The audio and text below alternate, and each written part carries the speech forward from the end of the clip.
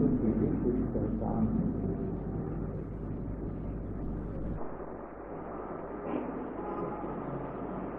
और वो जिज्ञासु में तो रहती है स्वाभाविक, और जो लोग जिज्ञासु बनना चाहते हैं उनको प्रयत्न करके धारण करना पड़ता है।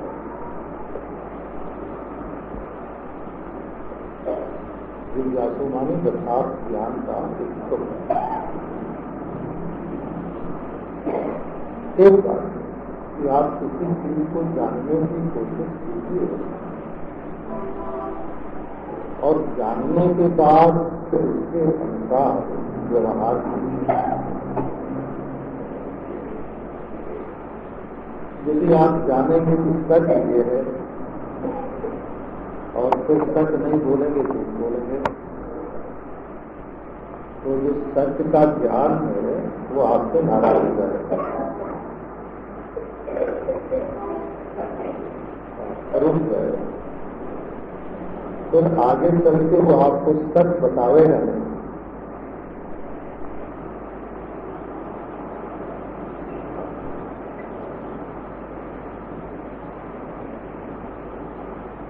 जैसे हमारे पास कोई चेला हो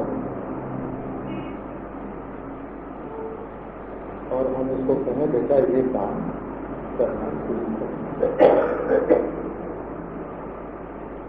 और फिर वो गड़बड़ी किए जाए तो उसका नतीजा क्या होगा? बड़ी मार कभी किससे दिया होगा।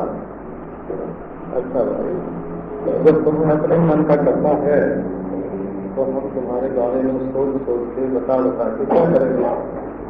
चाहे तो अपने दिमाग पर बोझ लेना है। ऐसे सत्य का जो ज्ञान है वो सत्य तो बताता है, परंतु जब उसके अनुसार व्यवहार होने लगता है तब तो वो फिर बताता है, बार बार बताता है। और यदि उसके अनुसार व्यवहार न करें तो वो बताने को देता है।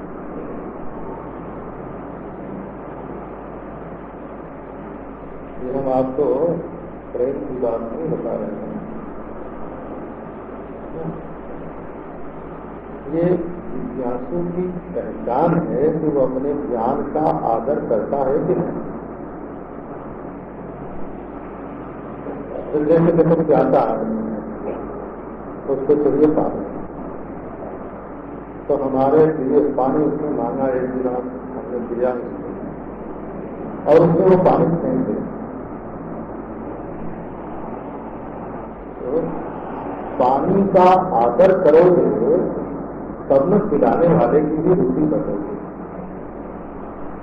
और पानी का आदर नहीं करोगे, ज्ञान का आदर नहीं करोगे, उसको गिरा दोगे तो उसमें पानी का तिरस्कार तो वही पिलाने वाले का भी तिरस्कार है।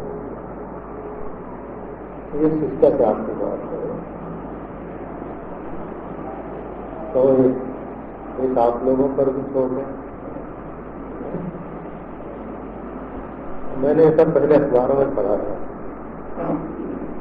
जब पंडित जवाहरलाल नेहरू गए अमेरिका, जहाँ उनका व्याख्यान होना था, वो हाल पहले से भर गया और बाहर भी हो गए, तो गए तो बहुत खुश हुए।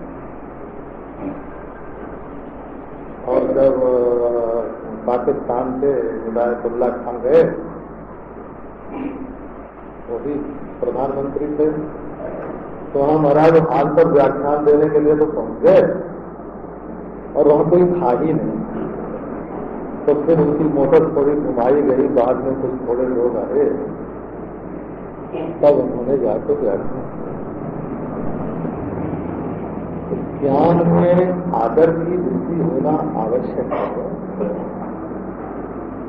ये जिज्ञासु की पहचान है। आज तुम 10 मिनट नीचे आओगे तो कल हम 15 मिनट तुम्हारे आने के बाद किया है? तो हमको भी 15 मिनट की बचत हो जाएगी।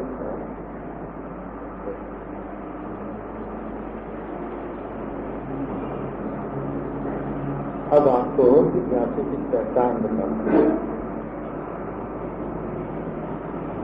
क्योंकि जिज्ञासु की जो पहचान है वो यदि आप जिज्ञासु बनना चाहते हैं तो आपको धारण करना पड़ेगा।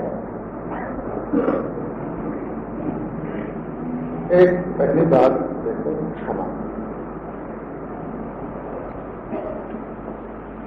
अपराधी को दंड देना, अपराधी से न्याय का बर्ताव करना, दंड देना अपराधी को, ये अदालत का काम है। न्याय करना ये अदालत का काम है। न तो तुम किसी के जज को न करेंगे, न तो किसी ने तुमको पट्टा देता है। अब जने जने को गलती करते देखो और उनको दंड देते चलो, तो एक आदमी तुमको गाली देगा और जाके रेस्ताराम में मौज से शरबत पिएगा और तुम तड़फड़ाते रह जाओगे कि अब इसके बदला कैसे लें, तो आज लें कि कल लें कि परसों लें, इससे संसार आपका बढ़ जाएगा। तो जिस काम से संसार बढ़ता हो वो जिज्ञासु के लिए उचित नहीं है। संसार को संक्षिप्त करना, छोटा बनाना संसार को, कि वो परमार्थ के बारे में विचार करने के लिए अधिक समय निकाल सके और अपने चित्त को अधिक से अधिक शांत रख सके। तो जैसे तुमको किसी ने गाली दी, फिर बदले में तुमने उसको गाली दी, तो उसने फिर गाली दी, और तुमको गाली देते देख करके दूसरे लोग भी तुम्हारे खिलाफ हुए, तुमको गाली देने लगे। तो गाली पर गाली, गाली पर गाली बढ़ के दुनिया फैल जाएगी। और यदि एक ने दी गाली और दूसरे ने कर दिया माफ, तो एक ही गाली रह गई ना दुनिया। गाली की वंश परंपरा नहीं चलेगी।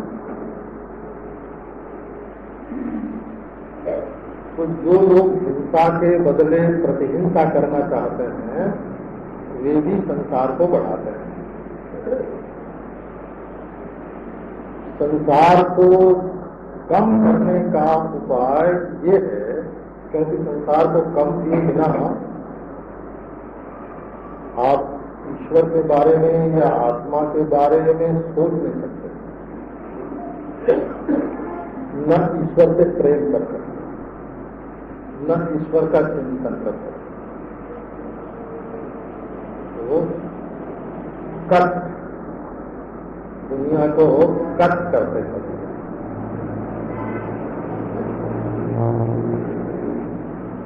तब तो आगे बढ़ोगे। और यदि जबान लड़ाओगे कि हाथ लड़ाओगे कि दिमाग लड़ाओगे, तो दुनिया में तुम्हें एक बार सफलता भले मिल जाए, लेकिन आत्मज्ञान में सफलता नहीं मिलती।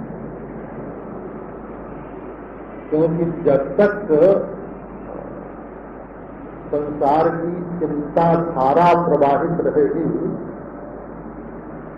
तब तक आत्मा क्या है, कैसा है, ये मालूम नहीं पड़ेगा। वो तो क्षमा क्षमा क्षमा। अब देखो इसका गुर बताते हैं। गुर, हिंदी में गुर बोलते हैं फार्मूला। क्या है? तत्व जो भी होता है वो क्षमाशील होता है। जैसे पृथ्वी है, तो इसको चाहे फावड़े से दो, चाहे पूजा करो, चाहे इस पर हो, चाहे दूध दूध पानी चढ़ाओ, पृथ्वी पृथ्वी रहती है। जल में शराब डालो कि बनाना डालो कि दूध डालो, ज्यों करते हैं। आग में चाहे जो होम करो, बिल्कुल ज्यों करते हैं। हवा में चाहे सुगंध छोड़ो चाहे दुर्गंध छोड़ो, हवा ज्यों करते हैं। ये हमको एक महात्मा ने बचपन में बताया।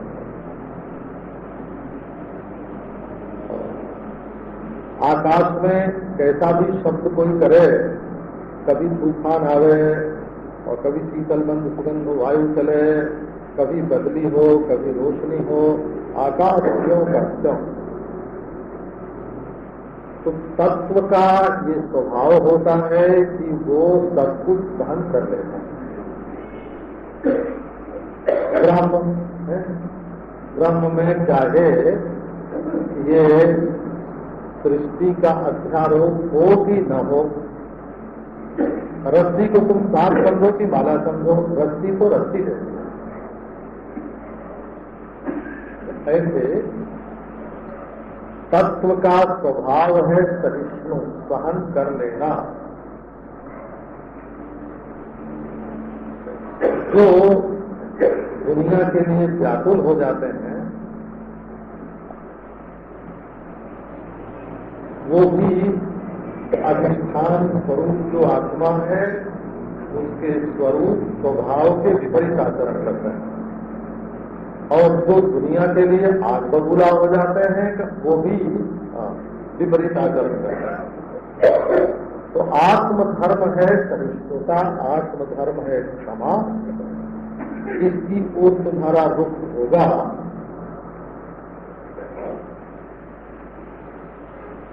तो उलझोगे नहीं, दुनिया में उलझोगे नहीं। उलझते हुए चलोगे तो जहां से कहां रह जाओगे।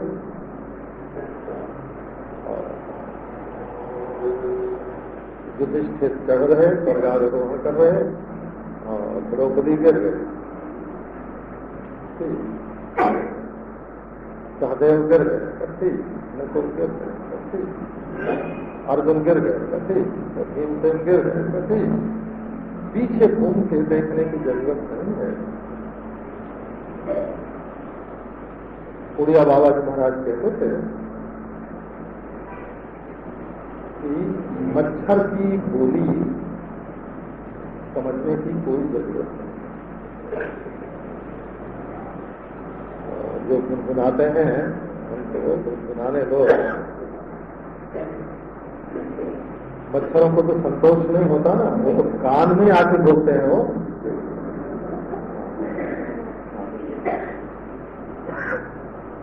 लेकिन मच्छर को कान के लगे, मच्छर को मारने के लिए शपथ मारो तो तुम्हारे कान को लग जाएगा। ये है एक जो सत्य का ज्ञान चाहता है वो जने जने से संघर्ष नहीं करता, युद्ध नहीं करता, टकराव नहीं करता, बदला लेना नहीं चाहता।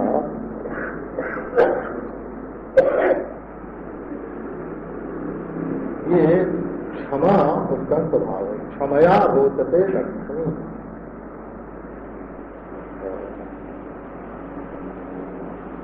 क्षमा से अपने स्वरूप की जो कांति है वो चमकती है, क्योंकि चित्त जब शांत होता है तो अपने आत्मा का उसमें प्रतिबिंबन होता है, परछाई पड़ती है। क्षमायुक्त अंतःकरण में आत्मा की छाया पड़ती है और आत्मधर्म का प्रकाश होता है। अब जिज्ञासु का एक दूसरा लक्षण माने जिससे जिज्ञासु पहचाना जाए। आप अपना नाम जिज्ञासु रखते हैं। हमारे पास एक है सज्जन, उन्होंने अपना नाम जिज्ञासु रखा है। तो नाम रखने से तो काम नहीं है, उसमें जो लक्षण होना चाहिए वो आपके अंदर आना चाहिए। ये जिज्ञासु। अब एक क्या जिज्ञासु के जीवन में आर्जव होना है। आर्जव, आर्जव माने सर्वता, कपट नहीं रखना हो। ये कपट आत्मधर्म नहीं। मनस्यन्यत, वचस्यन्यत, कर्मण्यन्यत। मन में कुछ है, कर्म में कुछ है। मन में देखो होता है अपना स्वार्थ, और हम सामने वाले से कहते हैं ये हम तुम्हारे सुख के लिए, तुम्हारे स्वार्थ के लिए कर रहे हैं। इसी को माया बोलते हैं, माया। ये अविद्या का स्वभाव है। ये है स्वप्रकाश ज्ञान स्वरूप आत्मा का स्वभाव है। ये राजनीति भी नहीं है, कूट माने माया, कूट माने कपट, कूट माने छल, कूट माने छिपाव। कहते हैं कूट सत्य है।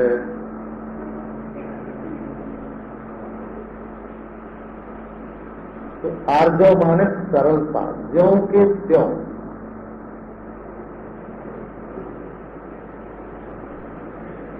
जो मन में है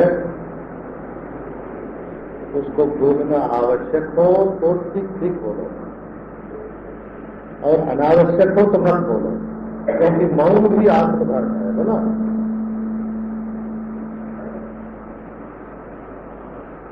मौन आत्मधर्म है। परंतु कपटी जो है वो जिज्ञासु नहीं हो सकता, क्योंकि जब अपने को छिपाने के लिए वो प्रयास करता है तो अपने को छिपाने में अपना आत्मा भी छिप जाता है। ढकना हुआ ना, अपने आप को ढकना। जब तुमने अपने आप को ढकने का प्रयास किया तो आत्मा पर भी ढक्कन पड़ गया। इसलिए महाभारत में एक बहुत बढ़िया श्लोक है, जिनको शौक हो ना याद करने का। सर्वम जिह्मम मृत्यु पदम आर्जवम ब्रह्मण पदम एतावान ज्ञान विषय प्रलापम किम करिष्यति। कपट मृत्यु का निवास स्थान है। कपटी पर मौत की छाया मंडरा रही, अपने आप को ही मान रहा है। सर्वम जिह्मम मृत्यु पदम आर्जवम ब्रह्मण पदम। जहाँ ऋजुता है, सरलता है,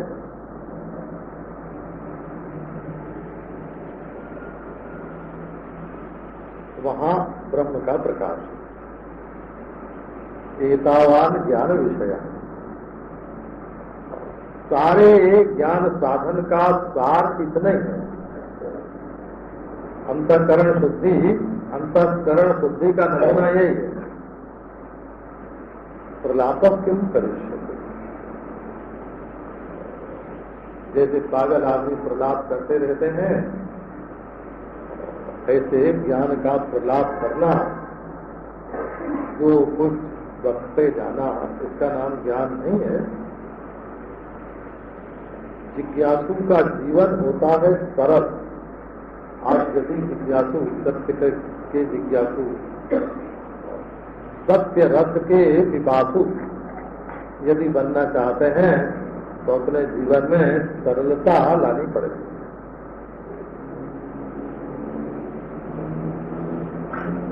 दूसरी बात है दया। दया भी दुनिया को बढ़ाने वाली ही चीज है, घटाने वाली नहीं। और दुनिया में जैसे एक दुखी पर दया करें, फिर दूसरा दुखी मिलेगा, फिर तीसरा दुखी मिलेगा, फिर चौथा दुखी मिलेगा। दुनिया में न दुख का अंत है, न दुखी का अंत है।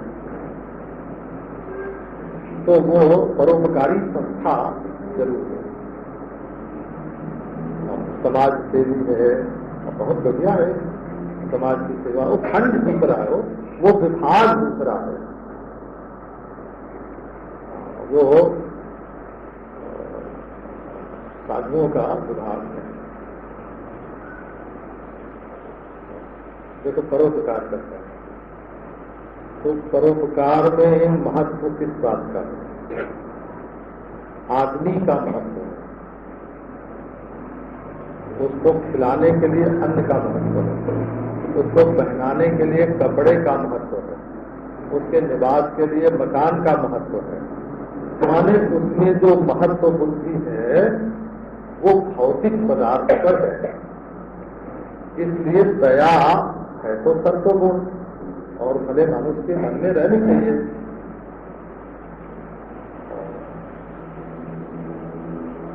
दूसरे के दुख को देखकर उसके दुख से कातर हो जाना, दुखी हो जाना, यथाशक्ति उसके दुख को दूर करने का प्रयत्न करना, ये तो एक सज्जन पुरुष का लक्षण है। परंतु यदि इसी में लग जाएंगे तो बोले फिर आप सेवा तो करेंगे जिंदगी भर, परंतु यथार्थ का, परमार्थ का, सत्य का जो ज्ञान है, आप अपने आत्मा के बारे में चिंतन नहीं कर सकेंगे। तो जिज्ञासु में दया होनी चाहिए। वो दया कैसी होनी चाहिए? तो असल में सर्वहितत्वम आत्मधर्म,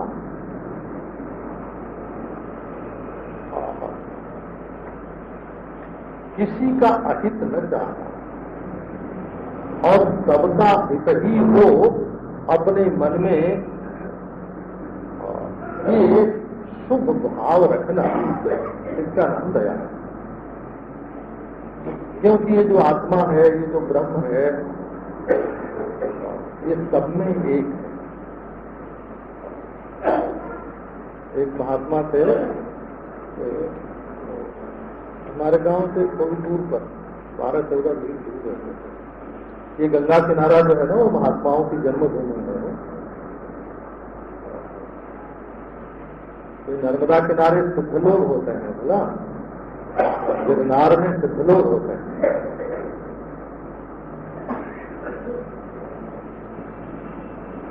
और ये जो हिमालय है, जो गंगा तट है, ये जादू मंत्र टोना का क्षेत्र नहीं है, वो परमार्थ ज्ञान का क्षेत्र है।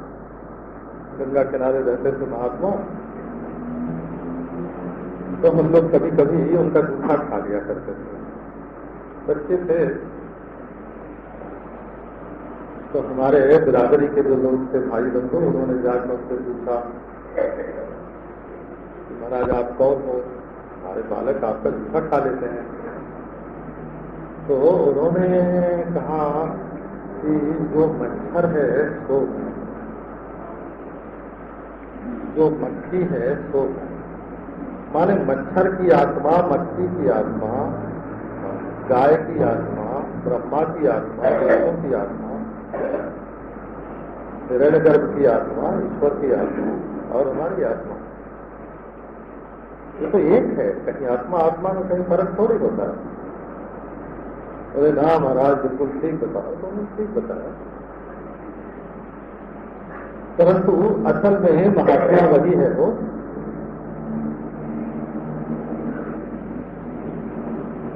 जो सबकी आत्मा है। देह की मृत्यु का या जिंदा रहने का कोई महत्व महात्माओं की दृष्टि में नहीं। तुम्हारे पास 4 रुपया आया कि 4 रुपया गया, लेकिन जब तुम होने लगते हो ना, हाय हाय हमारे 4 नहीं आया, कहा जाए, तब तुम्हारे सर में बैठ के, जहां तुम बैठे हुए हो वहां आके फिर बताना पड़ता है कि तुम्हें ऐसे संतोष होगा, तुम्हारी भी वांछा ऐसे पूरी होगी। वो महात्माओं का स्तर नहीं है।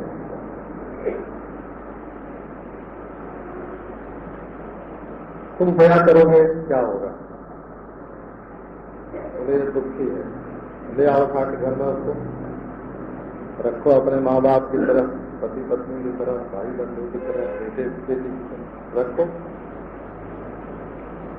नहीं रख सकते। उतनी ममता तो नहीं हुई ना, तुम्हारी ममता तो कम होगी। अरे बाबा, कहाँ अपने दिल का टुकड़ा और कहाँ ये दरिद्र। बोले अब तुम्हारे जैसी इस पर पता नहीं रखेगा, गंदा कर देगा।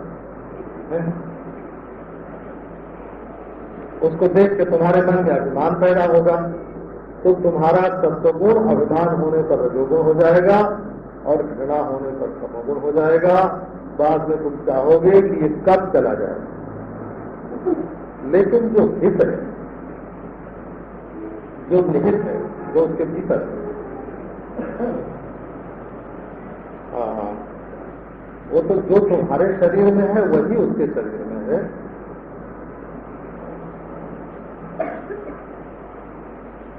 कोई ऐसी चीज नहीं है जो छोड़ने योग्य हो। अरे दूसरी चीज है ही नहीं है, तो किसको छोड़ना, किसको पकड़ना। तो हित की भावना और किसी को अपने से अलग विलग नहीं समझना, अपरित्याग लक्षणा, जिसका नाम दया होता है। दया ये आत्मधर्म है। हो यदि तुम सचमुच परमेश्वर को जानना चाहते हो तो ये धर्म तुम्हें स्वीकार करना पड़ेगा। अब बोले संतोष तुष्टि, तुम प्रेम किससे करते हो ज्यादा? ये छोकरे छोकरी बोलते हैं। छोकरा कहता है मैं छोकरी से सबसे ज्यादा प्रेम करता हूँ, और छोकरी बोलती है मैं छोकरे से सबसे ज्यादा प्रेम करता हूँ।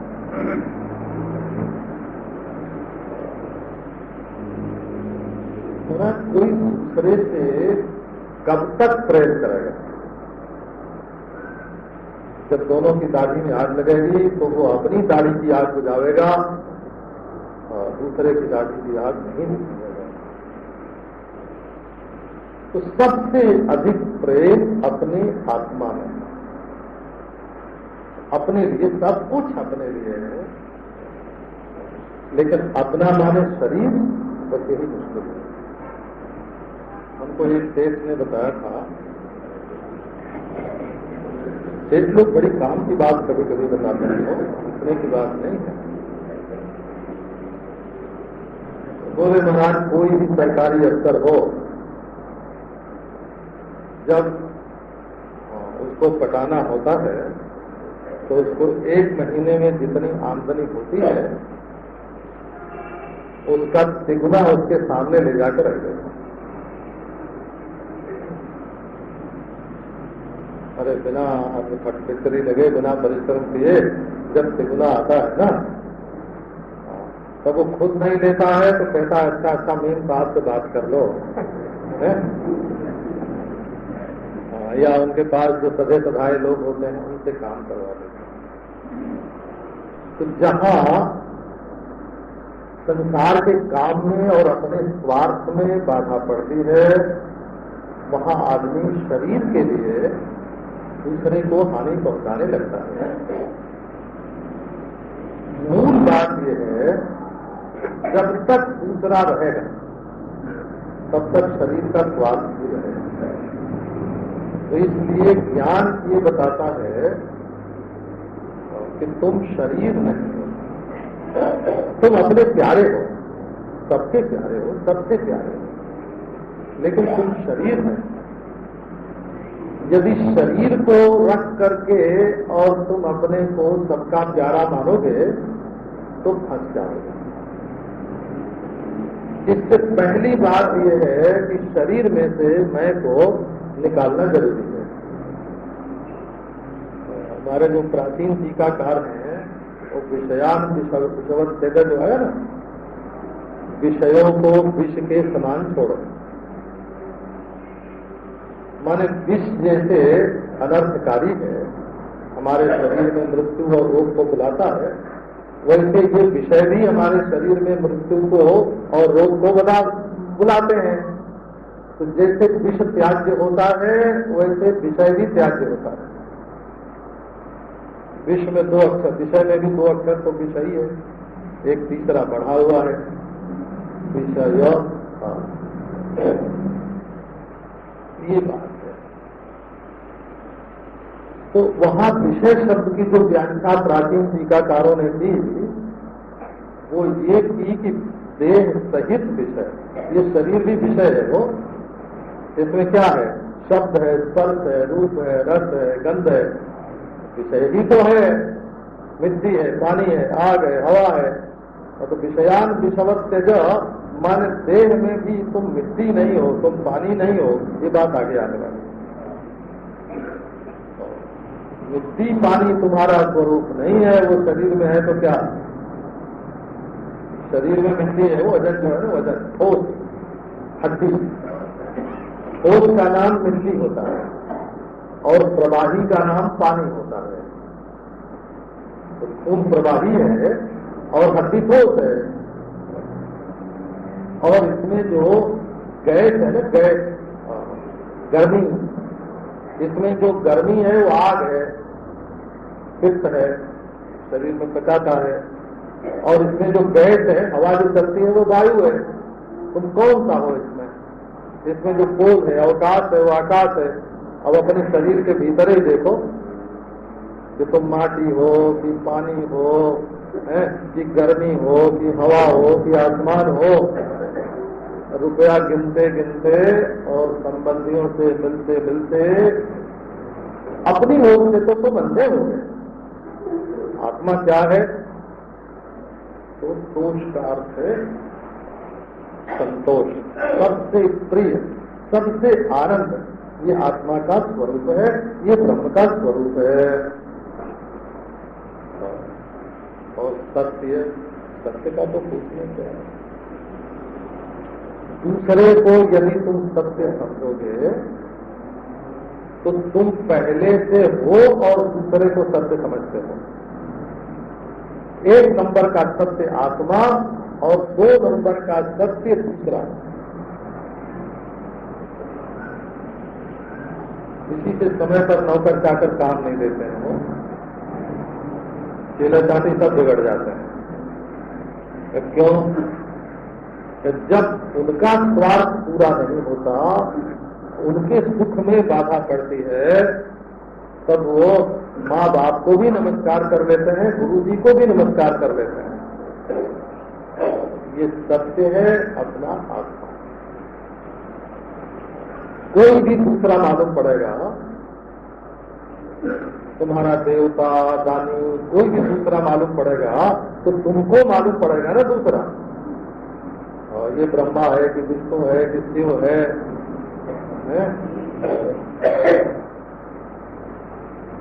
तो जिज्ञासु के लिए, जिज्ञासु माने जानने की जिसको प्यास है प्यास की नहीं है।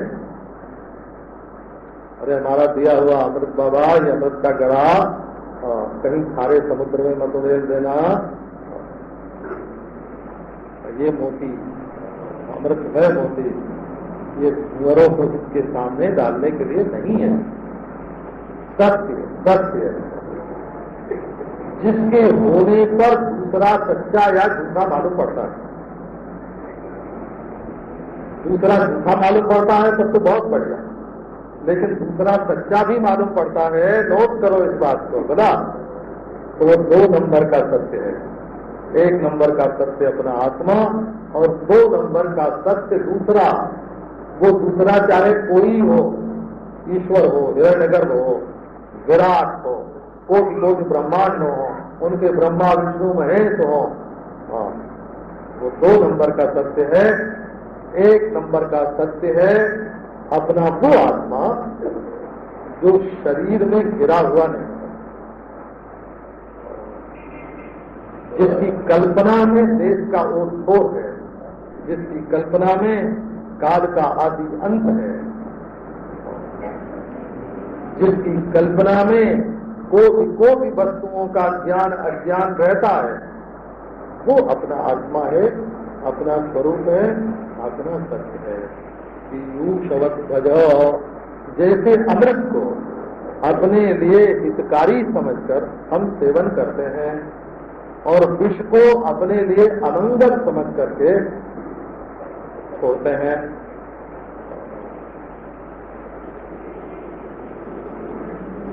तुम्हारे लिए सबसे महत्वपूर्ण क्या है? भज कलदारम, भज कलदारम, कलदारम भज मूर्ख है।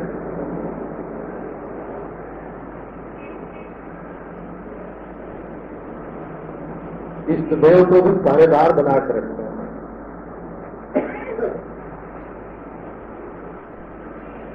वो समझते हैं ऐसा नहीं है।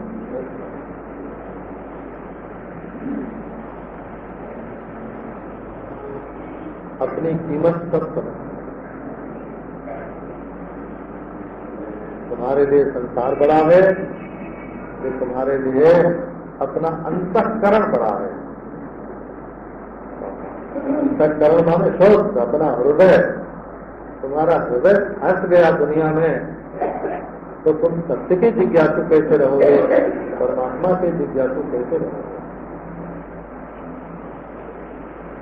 मुक्तिमिच्छति चेत्तातो विषयान् विषवत्यजो क्षवार्जवतया सत्यो दोषम पीयूषवत्यजो। पर शांति के समय आत्मचिंतन होता है। जहाँ अपमान करने वाले की याद आती है, जहाँ कपट करने का ख्याल आता है, जहाँ चित्त में क्रूरता का निवास है, जहाँ असत्य से प्रेम है और जहाँ असंतोष की आग भड़क रही है, उसको पहले बुझाने का प्रयास करो और फिर देखो सत्य का अमृत। पहले आग बुझाओ, आग बुझाओ। आग लगी है दिन भर में सत्र। तुम्हारा धन तुम्हारे किस काम? जब तुम खुद व्याकुल रहते हो। तुम्हारे नौकर चाकर किस काम से? जब तुम खुद व्याकुल रहते हैं।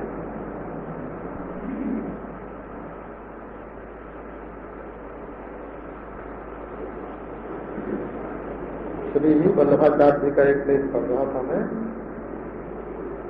उसमें लिखा था, रामचंद्र जैन की व्याख्या में हो तो बोल कि आदमी को दुख देने का, किसी को दंड देने का, दुख देने का अधिकार कब होता है? कि जब वो स्वयं दंडित न हो, स्वयं दुखी न हो। अपने को सुखी रख के अगर तुम दूसरे को दंड दे सकते हो तो गोपियां कृष्ण से कहते हैं कि तुम हम लोगों को दुखी कर रहे हो, तो यदि तुम अपने को दुखी किए बिना हम लोगों को दुखी कर सकते तो हमको खुशी होती कि तुमको दुख देना आता है? लेकिन जब तुम खुद दुखी हो के हम लोगों को दुख दे रहे हो तो यही कहना पड़ेगा कि तुमको दुख देने का भी शऊर नहीं है। दुख देने का भी शऊर नहीं है। स्वयं दुखी रहकर दूसरे को, स्वयं दुखी होकर दूसरे को दुख देते हो। तो भाई मेरे बात ये है, यदि तुम स्वयं जाग रह के वो चमक के झलक के मुहूर्तम अभी जीवे तो नरक क्लेन करना, तो जियो लेकिन चमक के जियो, रो के मत जियो। तुम्हारा ये अविनाशी आत्मा जो कभी मरा नहीं, मरने वाला, तुम्हारा ये चेतन चमाचम चमकने वाला आत्मा, ये परमानंद परम प्रेमास्पद आत्मा जो कभी काल के घेरे में नहीं आया, न पैदा हुआ न मरता है, ये काल को बना बना के मजा लेता है। जो कभी देश के जेल खाने में बंद नहीं हुआ, जो देश के जेल खाने बना बना के मजा लेता है,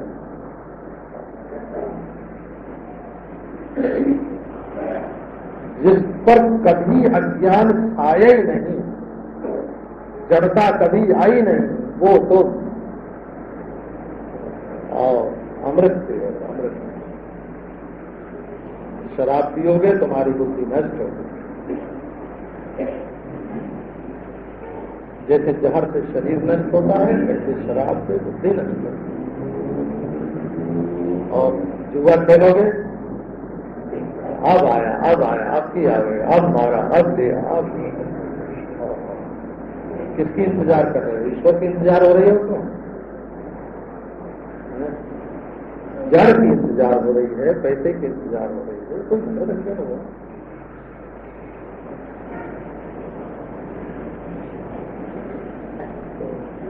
ये सब जो है अनर्थ जीवन में। विष पीने से शरीर का नाश और शराब पीने से बुद्धि का नाश।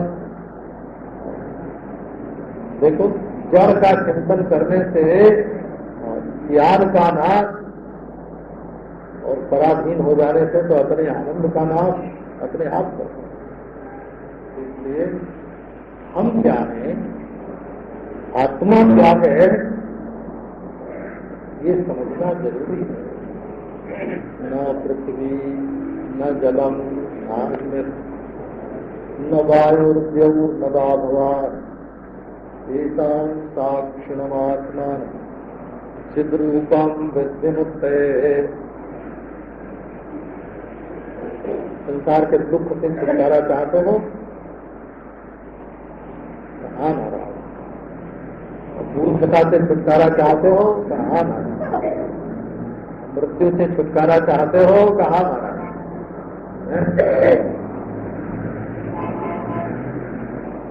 है कोई दुनिया में जो बोलते ना, दुख से छुटकारा चाहते हो, मुक्त है।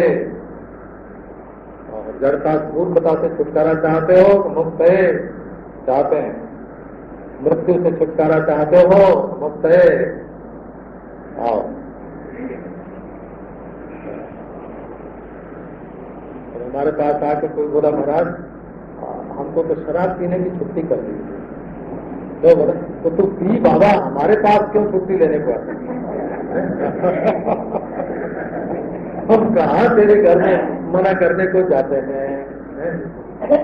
हमारे पास ऐसी चिट्ठी आती है, चिट्ठी आती है तो बस महाराज हमारा आत्महत्या करने का होता है, खुदकुशी करने का मन होता है। हाँ, अब आप कह दीजिए कि ये ठीक है।